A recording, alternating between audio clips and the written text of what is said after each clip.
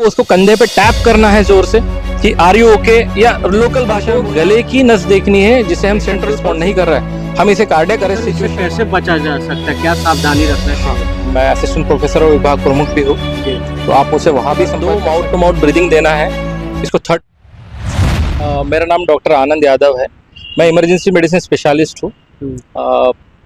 Current time में I am working as assistant professor and head of emergency department in Shri Rawatpura Sarkar institute of medical sciences and research, Naya Raipur. Sir South Africa गए थे, किस लिए?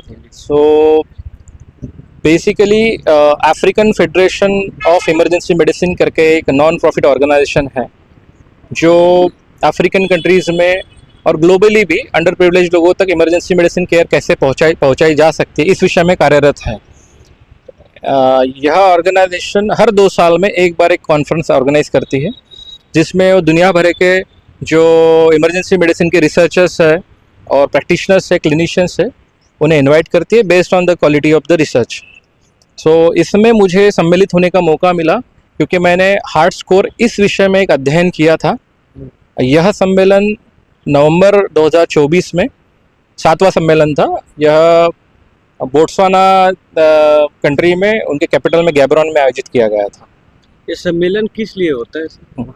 यह अंतर्राष्ट्रीय सम्मेलन होता है ताकि अफ्रीका के लगभग 40 देश और जो हम वेस्टर्न कंट्रीज बोलते हैं, US, UK, Canada, New Zealand, Australia, इस सब जगह के जो क्लिनिशियंस है जो और एशियाई देशों के भी जो इमरजेंसी मेडिसिन में काम कर रहे हैं और रिसर्च कर रहे हैं, ये अपना रिसर्च एक्सचेंज कर सके।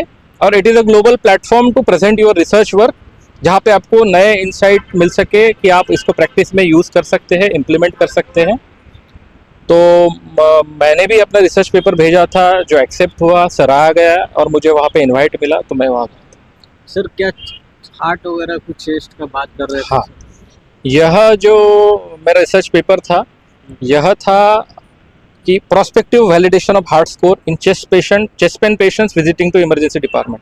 जो भी छाती के दर्द के मरीज है जो इमरजेंसी विभाग में आते हैं, उनमें हमको उनके लक्षण को देखते हुए, इसी चेंजेस को देखते हुए एक बायोमार्कर होता है कार्डियक एंजाइम जिसको ट्रोपोनिन बोलते हैं, उसका लेवल देखते हुए रिस्क फैक्टर और सबको देखते हुए स्कोर हम कैलकुलेट करते हैं, जिस स्कोर को हम हार्ट स्कोर बोलते हैं।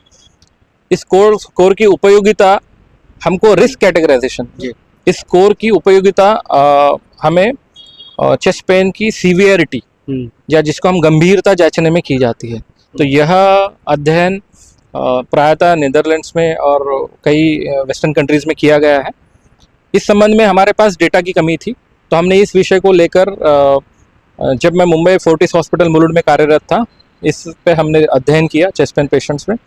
वहाँ डॉक्टर संदीप गोरे जो डायरेक्टर ऑफ इमरजेंसी मेडिसिन है फोर्टिस हॉस्पिटल मुलुंड, उनके मार्गदर्शन में मैंने अध्ययन किया और इसके जो रिजल्ट्स थे वो काफ़ी प्रॉमिसिंग थे कि हम इस हार्ट स्कोर को हमारे यहाँ पे भी यूज़ कर सकते हैं। और वही अध्ययन के जो नतीजे थे और पेपर थे, मैं इस अंतर्राष्ट्रीय सम्मेलन में प्रेजेंट करके आया हूँ। क्या संदेश देना चाह रहे सर जनता को आप?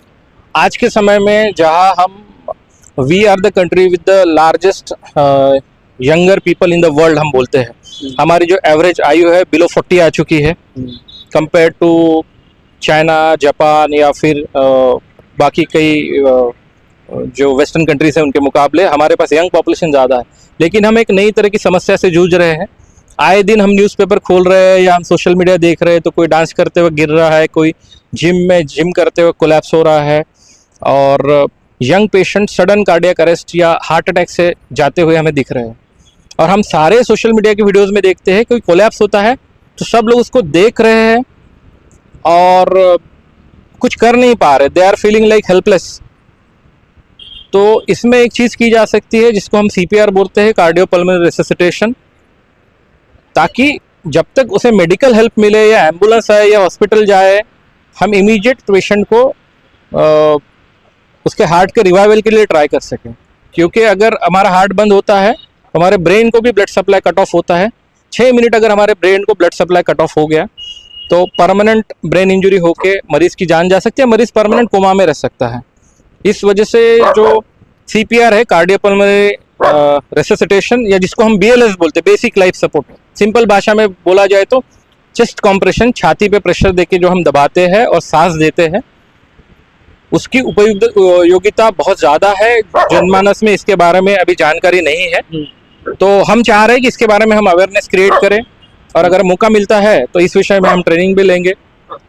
अगर हमें कोई बुलाता है तो हम उसके लिए हमारा छुट्टी के समय में हम अपना समय भी देने के लिए तैयार हैं। तत्काल क्या करना चाहिए सर, हार्ट अटैक वगैरह आता है? हाँ, तो उसमें कुछ स्टेप्स हैं, जैसे जिसको BLS बोलते हैं, बेसिक लाइफ सपोर्ट, उसके कुछ स्टेप्स है। हमको रिस्पॉन्सिवनेस चेक करना है, हमको उसको कंधे पे टैप करना है जोर से कि आर यू ओके, या लोकल भाषा में बोलना आप ठीक हो।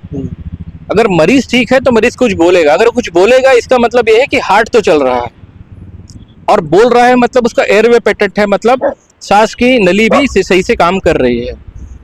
अगर मरीज नहीं बोल रहा है तो उसको हम बोलते हैं अनरिस्पॉन्सिव मरीज, जो रिस्पॉन्स नहीं दे रहा है। उस स्थिति में अगली जो स्टेप आती है उसमें हमको उसका पल्स देखना है। लेकिन पल्स कौन सा देखेंगे हमको गले की नस देखनी है, जिसे हम सेंट्रल पल्स या कैरोटिड पल्स बोलते हैं। अगर 10 सेकंड में हम उस पल्स को देख पाए और हमको मिल गया तो बहुत अच्छा। अगर हमको नहीं मिलती है 10 सेकंड में पल्स और पेशेंट रिस्पॉन्ड नहीं कर रहा है, हम इसे कार्डियक अरेस्ट सिचुएशन मान के हमको एक रिदमिक पैटर्न में चेस्ट कंप्रेशन देना है, 30 कंप्रेशन देना है। उसके बाद 2 माउथ टू माउथ ब्रीदिंग देना है। इसको 30:2 के रेशो में हम BLS बेसिक लाइफ सपोर्ट बोलते हैं। तो यह एक इंटरैक्टिव वर्कशॉप होता है जो हम कॉमन लोगों को सिखा सकते हैं, और इसका ट्रेनिंग आसानी से कोई भी ले पर्सन भी ले सकता है। सर, इससे कैसे बचा जा सकता है, क्या सावधानी रखना चाहिए? आज की स्थिति में अगर देखा जाए तो हम जंक फूड के आदी होते जा रहे हैं। हमारे अगर वर्किंग क्लास है, आप ऑफिस गोइंग है, या आप स्टूडेंट है, अगर आपका दिन का 10 घंटा घर से बाहर बीत रहा है, तो हम हमारे 3 जो मेजर मील है, ब्रेकफास्ट, लंच और डिनर, नाश्ता, दोपहर का खाना और रात, इसमें से एक मील हम बाहर का ले रहे हैं, और मोस्ट लाइकली वह जंक है। जंक मतलब जो इंस्टेंट है, जो डीप फ्राइड है, जो तला भुना है, जो सेहत के लिए हानिकारक है। तो अगर आपको इससे बचना है तो हमें रोज 45 मिनट पैदल चलना है। यह एक्टिविटी हमको हफ्ते में कम से कम 5 दिन करनी है। हमें जो डीप फ्राइड तली हुई चीज़ें, स्ट्रीट फूड है, उसको अवॉइड करना है। बिल्कुल सारी चीज़ें खाने के लिए बनी है, तो हमको वंस अ वाइल खाना है। जैसे पुराने समय में क्या होता था ना, हमारे पिताजी, दादा, परदादा सब लोग ये खेत में मेहनत मजदूरी करते थे, और इनका फिजिकल एक्टिविटी बहुत था।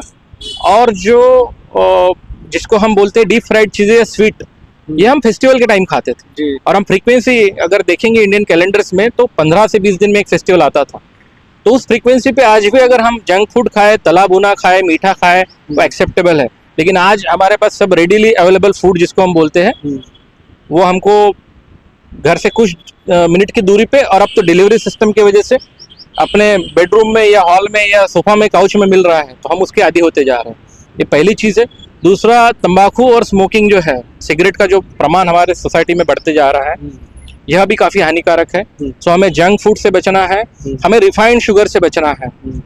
जितने भी प्रोडक्ट हम ले रहे हैं उसमें वाइट शुगर है, रिफाइंड शुगर है, लिक्विड सिरप फॉर्म में शुगर है, उससे हमें बचना है। हमें जाड़ा अनाज खाना है, जिसे मिलेट बोला जाता है। हमें रिफाइंड फ्लोर से और मैदे से बचना है। इस तरह से हम अगर फिजिकली एक्टिव रहेंगे और इन चीज़ों से बचेंगे तो हमारा वज़न नियंत्रण में रहेगा, और हम नशे के, किसी भी तरह के नशे के आदी नहीं जाएंगे, particularly tobacco, smoking and all. तो हम इससे हम बच सकते हैं। सर, आप कहाँ पे बैठ रहे हैं, देख रहे हैं? करंटली मैं श्री रावतपुरा, संपर्क कैसे करेंगे बता दीजिए। हाँ, मैं currently Shri Rawatpura Sarkar institute of medical sciences and research में इमरजेंसी डिपार्टमेंट में हूँ कार्यरत। मैं असिस्टेंट प्रोफेसर और विभाग प्रमुख भी हूँ, तो आप मुझसे वहाँ भी संपर्क कर सकते हैं। और बाकी आप पर्सनल लेवल पे कोई ट्रेनिंग या किसी सेशन का आयोजन करना चाहते हैं तो मैं आपके माध्यम से अपनी इन्फॉर्मेशन आपके पास छोड़ूंगा, मेल आईडी और नंबर। आप मुझे एक फॉर्मल तरीके से मेल लिखेंगे तो हम कोशिश करेंगे कि हम आपके लिए समय निकालें, और एक 30 से 40 लोगों का अगर ग्रुप है तो हम उसके लिए एक ट्रेनिंग सेशन ऑर्गेनाइज कर सकते हैं।